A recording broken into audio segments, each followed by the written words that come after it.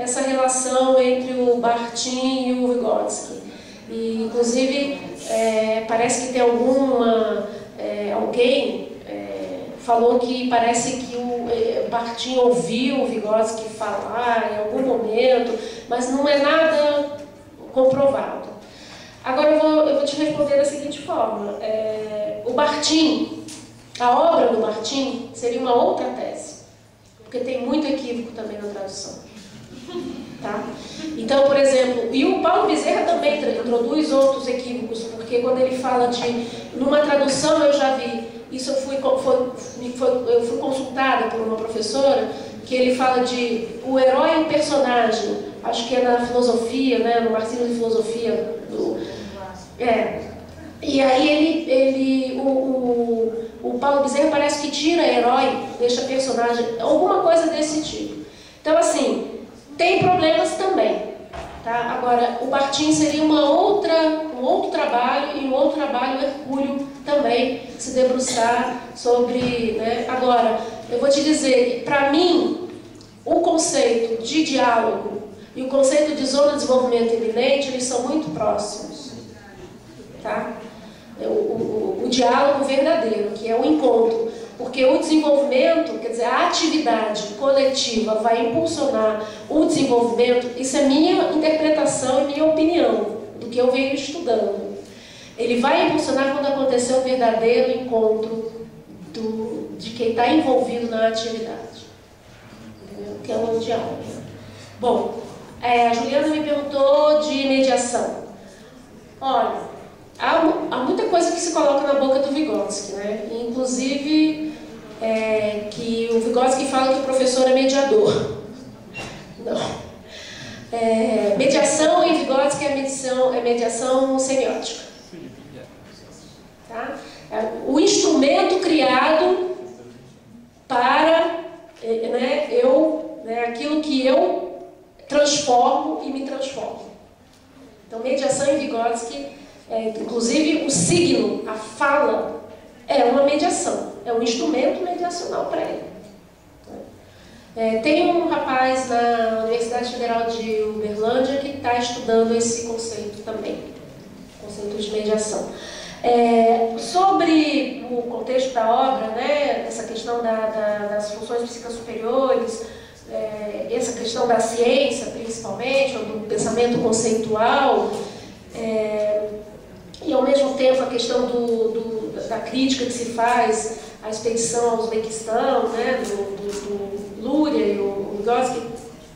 Olha, realmente foi criticado. Agora, eu concordo também, tem algumas coisas, e Vygotsky em alguns textos ele vai falar assim de nível cultural inferior. Bom, Vygotsky não era perfeito, então ele tem coisas assim que merecem críticas, né? Inclusive o que ele escreve sobre o desenvolvimento do pensamento por conceitos hoje já está sendo também discutido, conceito científico e conceito cotidiano, né? Por exemplo, você achar que um conceito científico só pode ser desenvolvido na instrução formal, né? Eu acho que é uma questão que pode ser debatida. E aí o que ele vai dizer no pensamento fala. Né? Então, e eu tenho uma colega que está estudando exatamente isso também, na tese dela. Então, claro que tinha essa prevalência da ciência, o Vygotsky foi, por exemplo, eles na busca de uma escola nova, de como organizar, eles implantaram sistemas, tentaram implantar uma escola que, por exemplo, trouxeram ideias do Dewey para a União Soviética, no início, o Dewey, que era aquela questão do trabalhar por projetos, né, mais globalmente. E aí foram estudar, ver como é que estavam as crianças, o desenvolvimento do pensamento científico delas, e chegaram à conclusão que elas saíam da escola sem nenhuma noção de conceitos científicos, de matérias como química, física. E aí, no final dos anos 20, surgiu a questão de como repensar isso. E o Vygotsky foi um árduo defensor da disciplinarização da escola, de criação de matérias separadas, que teriam que discutir, que desenvolver esse pensamento conceitual no âmbito de cada disciplina. Isso tem registros, eu posso dizer, de registro de contemporâneos dele, que eu li. Isso, inclusive, eu coloco também no meu trabalho. Então, eu acho que ele tem coisas que a gente hoje pode... Ele é um pensador que abre muito o horizonte, ele traz, assim, a teoria dele é super aberta. Eu acho que a gente pode vislumbrar vários outros estudos com base nela, mas também tem às vezes, posições que merecem críticas. Uma delas, por exemplo, ele critica no Psicologia Pedagógica a questão da escola, dos professores, da feminização do professorado. Ele era contra, ele achava que a mulher não tinha que ser professora, que ela ia confundir o papel dela com o papel de mãe. Pois é. Então, ele não é perfeito. Ele tem coisas a serem criticadas, sim. Machista, né? Poxa, nos termos de hoje. Nós vamos agora mais o último bloco de perguntas, tá? E fechar. Ivan, Maíra, Marinesa e Zé Andrade. Fechando. Boa tarde, meu nome é Ivan Pontelo. Eu sou aluno do doutorado da linha de ensino de ciências. Inclusive, queria te falar que a gente tem aqui um grupo de pesquisa de mediação, né, no ensino de ciências. Então, a gente está estudando isso aí. Mas, bom, eu queria fazer um monte de perguntas para você, até queria conversar com você um pouco depois. Mas agora, eu estou pensando no seguinte. Você falou que o Vygotsky chega a falar em atividade, né? Quer dizer, o conceito central para ele, esse de atividade. E o Leontiev vai estudar, vai criar a teoria da atividade, e depois isso toma corpo com outros pensadores, né? Mas eu li no Engstrom, me falaram que o Kozulin também faz uma crítica, dizendo que o Leontiev distorce um pouco o que o Vygotsky falou. Você vê essa distorção? Eu vi que você tem um trabalho sobre Vygotsky e Leontiev. Como é que é essa relação? O Vygotsky puxa muito para um lado, o Vygotsky não concordaria, ou existe alguma coisa nesse sentido, uma discordância entre eles? Né? E esse conceito de atividade seria central mesmo em Vygotsky? O Echt fala que ele quase chegou a propor a atividade como núcleo, né, de pesquisa, metodologicamente falando, ao invés do significado da palavra ser a atividade. Bom, comenta um pouco sobre isso. Obrigado. Mais alguém? Vou ver aqui a da Maíra, né? Para você anotar. Gostaria que você falasse um pouco mais sobre a utilização do termo instrução. Gostaria que você falasse um pouco mais sobre a utilização do termo instrução para a tradução da palavra обучение em russo, considerando o significado que essa palavra tem no contexto de uso brasileiro. Agora, Marinesa, depois é Andrade. Não, a minha questão já foi até colocada pelo colega, né, que falou um pouco antes da questão da atividade, mas eu só queria fazer um comentário, porque também eu acho que é difícil a gente, em 2012, né, porque eu acho que tem uma parte da obra de qualquer autor que a gente chama de datada, ou seja, ele dialoga com os problemas do momento, da época dele. Então eu acho que essa discussão sobre os conceitos científicos, eu vejo muito um diálogo que era pertinente naquele momento e que 100 anos depois isso já mudou muito, né? Nossa visão é outra. Agora, em relação à questão da teoria da atividade, eu queria também que você comentasse um pouquinho, que ele já colocou, mas porque, assim, na verdade, assim, o conceito, inclusive, que você traz de atividade aqui, que o Vygotsky coloca, né? Porque a raiz é Marx, né? Assim, é o conceito de trabalho, da atividade produtiva humana, do ser humano se fazer nessa produção, né? Ele se produz na vida. E que o próprio Leontiev vai trazer a mesma, né? A concepção da atividade é a mesma. Eu vejo como ele desenvolvendo isso, né? Depois, inclusive depois da morte de Vygotsky, né? Cujas raízes são as mesmas. Mas como há também controvérsias, e isso é uma grande discussão, na sua tese até você mostra um pouco como os dois realmente tinham um relacionamento muito próximos, etc. Eu queria que você também comentasse um pouquinho para a gente. Obrigada.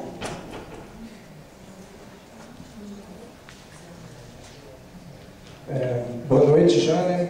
Eu sou Zé Andrade, eu sou doutorado aqui da linha de Política, Trabalho e Formação Humana. E, na verdade, eu tive a oportunidade da disciplina de Psicologia da Aprendizagem na Unimontes, onde eu dava aula, né, e acabei me deparando um pouco com o Vygotsky. Então, esse ponto de partida aí, com toda, possibilidade de erro. Mas eu, para nível assim, de sistematização, eu queria saber de você o que você evidencia de maneira mais clara, porque é um pouco que você desenvolveu aqui, a sua hipótese de que as tradições também elas tiraram a base dialética, materialista e histórica. Eu queria que você identificasse de fato se é só na atividade, ou tentar identificar na obra dele o que foi destituído nas tradições brasileiras e a partir dessa destituição, como que você vê que ficou essa obra, ou seja, de que concepção de mundo ela tem se baseado hoje. É isso. É pouquíssimo, né? Estamos com o tempo, está chovendo lá fora, né? Bom, olha só, essa questão da teoria da atividade, ela é uma questão bastante também bem atual. Eu escrevi um artigo, acho que ele foi publicado em 2008, e porque foram encontrados, existia um mito de um rompimento entre o Leontiev e o Vygotsky, que existia não, até hoje ainda existe. E foi encontrada a carta do Leontiev para o Vygotsky, acho que deve ter sido isso que você leu, que foi, na verdade, a tradução de um artigo do filho e do neto do Leontiev sobre isso. E o Leontiev justificando a sua... por que ele estava escolhendo outro caminho? E ele ia pelo caminho da atividade. E ele, com todas as... Dizem que todas as forças ele tentou também levar o Vygotsky a pensar em atividade, na atividade, de desenvolver também mais a teoria da atividade, essa questão da atividade. Olha, eu vou te dizer assim, eu acho que o Vygotsky simplesmente não teve tempo. Ele morreu em 34. O Leontiev viveu até 1979, então ele desenvolve a teoria da atividade, é uma teoria que vai estar na base, inclusive, da escola soviética, da visão do homem ativo, do homem em atividade. E aí eu vou te dizer assim, atividade era um conceito importante para o Vygotsky? Era. Ele vai desenvolver, inclusive, o conceito de atividade guia, que eu não mostrei aqui, não discuti, mas ele no texto dele, não é um texto que ele escreveu, foi uma palestra que ele proferiu e que foi estenografada e depois foi publicada como um texto. Que eu fiz a tradução, está disponível na internet. É a brincadeira, a brincadeira e o seu papel no desenvolvimento psíquico da criança. Quando você lê esse texto, você vê a preocupação que ele tem com a atividade. E o Vygotsky, além de falar da brincadeira, num trabalho dele chamado Problema da Idade, que tem no volume 4 das obras selecionadas, que é o Problema da Idade, quando ele vai discutir desde o desenvolvimento, desde o bebê até a crise dos 7 anos, que ele vai falar das crises que a criança vivencia no seu desenvolvimento, ele vai falar de atividades guias. Ele vai falar da atividade guia do bebê, atividade guia da criança depois de 1 ano, atividade guia... E por que ele vai falar de crises? Porque ele diz que a crise é quando muda uma atividade para outra. Entendeu? Então, se um bebê, a atividade guia dele é a relação ativa com os adultos, ou o bebê depende do adulto, ele aprende a falar, a fazer essa relação ativa com o adulto, é a atividade guia, porque guia o desenvolvimento e vai guiar a formação das funções psíquicas superiores nesse momento. Então ele não tem outra atividade? Não, tem. Só que não é uma atividade que está em primeiro plano. Então, quando muda o plano da atividade, então, quando a criança, por exemplo, a crise de 1 ano que ele vai falar, A criança com 1 ano, ela começa a andar, ela já fala algumas palavras, ela já consegue ser independente de alguma forma, mas ainda depende. Então por isso que ela cria, por isso que surge uma crise da atividade, porque ao mesmo tempo que ela ainda precisa do adulto, e o adulto ainda quer controlar, ela quer independência para poder manipular os objetos. E ela vivencia uma crise em que vão surgir outras funções, e que a função, por exemplo, que estava em primeiro plano, que era da percepção, vai passar para o segundo plano, e aí já vai surgir em primeiro plano uma outra função, que é, por exemplo, a atenção. A atenção, a função da fala. Quer dizer, a fala para o bebê tem uma outra função de uma fala para a criança de 1 ano. Entendeu? Então, a atividade ele vai discutir, e esse trabalho é um trabalho que ele discute. Então, ele vai falar, a atividade do bebê é a relação ativa com os adultos, depois de mais ou menos 1 ano até os 2 anos e meio, 3. Ele não estabelece fronteiras rígidas. Ele vai falar que é a manipulação com os objetos, a exploração dos objetos. Quando a criança começa a saber que você pode descolar o significado do objeto, que aquele objeto pode ter outro sentido se você incluir ele numa outra situação. E aí que vai possibilitar o surgimento da outra atividade guia, que é a brincadeira de faz de conta.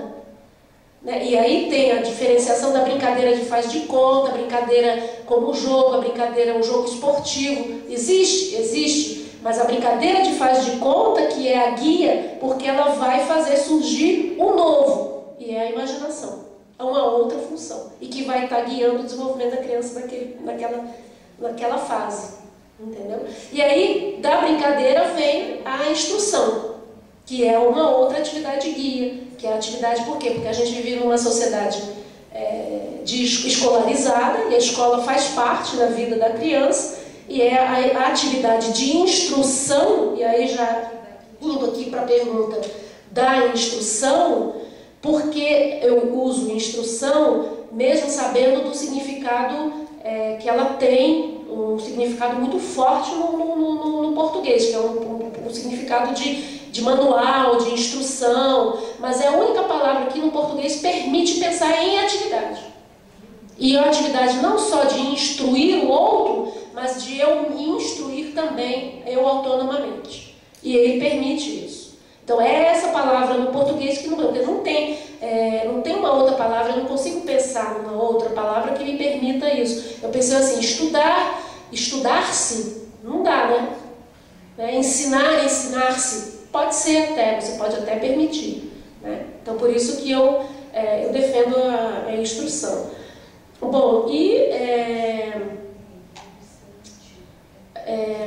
Bom, então a atividade, eu não sei se eu conseguia responder, mas eu acho que a teoria da atividade não tem uma, tem várias. O Rubinstein também desenvolveu, né, uma teoria da atividade, e que inclusive hoje alguns pensadores na Rússia acham que a teoria do Rubinstein é melhor que a do Leontiev.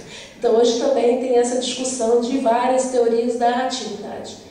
O Elkonin também, que escreveu sobre a brincadeira, também fala de atividade e da importância da atividade. Agora, o Zé Andrade vem com a pergunta da base epistemológica, né, dessa visão.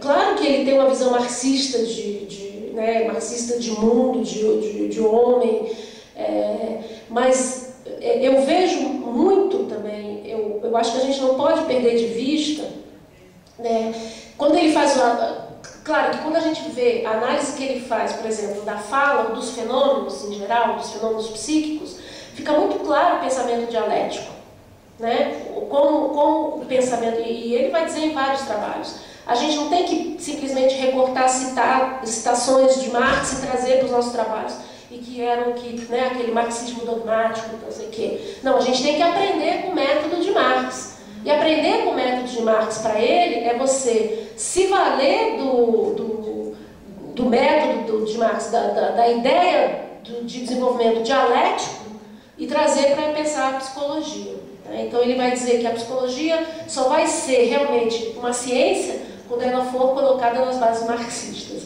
E ele fala isso num trabalho importantíssimo, que inclusive eu estou preparando para publicação, com as correções que já foram feitas lá na Rússia, agora, que é o sentido histórico da crise na psicologia. E é um trabalho tão fantástico que eu digo assim, quem quiser conhecer a história da psicologia, leia esse trabalho do Vygotsky. O sentido histórico da crise na psicologia é fantástico. E lendo os textos do Vygotsky, a gente vê a construção do texto é marxista. Ele apresenta tudo que ele tem acesso, depois ele apresenta uma antítese e depois ele apresenta a tese dele. Se pegar o texto do Vygotsky para ler assim, eu tenho certeza que os alunos, quando eu falo isso para os alunos, eles passam a ler o Vygotsky com muito mais clareza e ver as ideias dele, o desenvolvimento das ideias, porque quem não consegue ver, ele é repetitivo. Claro que ele tem que repetir, porque ele argumenta várias vezes a mesma coisa, e ele contradiz várias vezes o mesmo autor, às vezes, né? Então, e ele se repete, sim.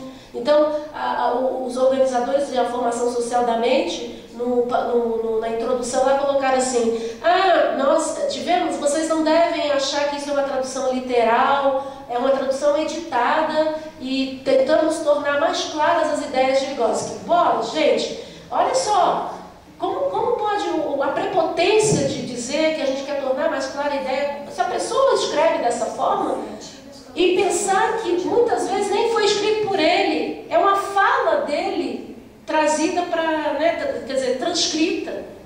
Né? Então eu acho que pensar, quando a gente pega um texto do Vygotsky, em que ano foi? Foi uma fala dele, foi escrito por ele? Isso tudo interfere na nossa leitura. Isso tudo interfere. Né? E claro que a concepção, né, do Vygotsky, eu gosto muito de uma frase dele, que ele diz, quando ele discute a questão do desenvolvimento das pessoas com deficiência, e ele vai dizer que nós estamos olhando sempre aquilo que está ausente. Então a gente sempre olha para a pessoa e fala, ela é cega, ela é muda, ela tem retardo mental. Ou seja, você foca naquilo que ela não tem. Ele fala, a gente tem que inverter, a gente tem que focar naquilo que ela tem. Porque isso que ela não tem é o impulsionador do desenvolvimento dessa pessoa.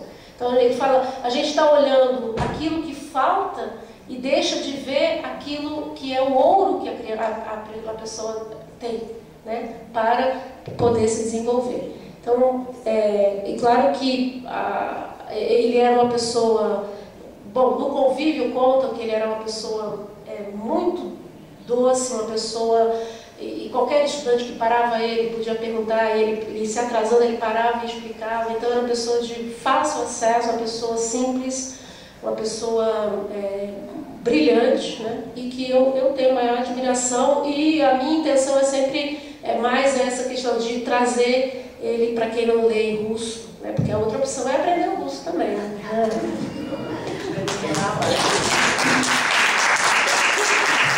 Eu só quero agradecer imensamente a contribuição da Zoia, né? A disponibilidade em discutir, a disponibilidade em ouvir e a presença de vocês, né, que ficaram até agora.